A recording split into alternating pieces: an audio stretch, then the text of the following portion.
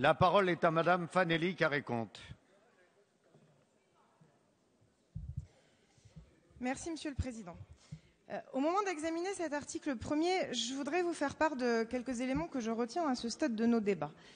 D'abord un mot, le mot fierté, mot tellement juste pour exprimer ce que nous sommes nombreux à ressentir au moment où, avec cet article 1er, notre majorité s'apprête à faire de la France le 15e pays au monde autorisant le mariage pour les couples de même sexe.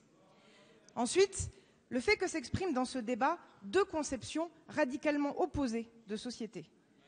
Nous voulons l'égalité d'accès à l'institution qu'est le mariage civil. Vous voulez un statut ouvertement discriminant pour les couples de même sexe. Vous nous avez dit tout à l'heure que nous avions l'amour du mariage. Non, ce que nous avons, c'est simplement l'amour de l'égalité.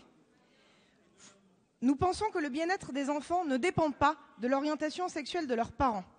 Vous avez osé évoquer les souffrances psychologiques de ces enfants, comme vous pourriez évoquer celles des enfants des familles monoparentales, recomposées, bref, de tous ceux qui ne rentrent pas dans votre norme, dans votre ordre social.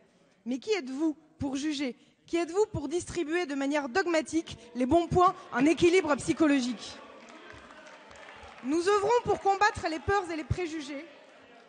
Vous les attisez en parlant de menaces pour notre civilisation, oubliant volontairement les pays qui, en Europe et dans le monde, nous ont montré la voie sans qu'évidemment ils ne s'effondrent. On peut exprimer entre nous des désaccords de manière respectueuse.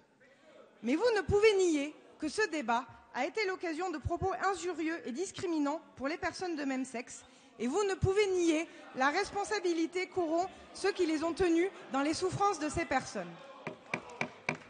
Je pense aux militants de SOS Homophobie qui nous ont alertés sur la constante augmentation ces derniers mois des appels de victimes ou témoins de propos homophobes. Je pense, et je vais finir là, à toutes ces personnes victimes de discrimination, mais j'ai envie de leur dire, pour finir par une touche positive. Merci, Madame.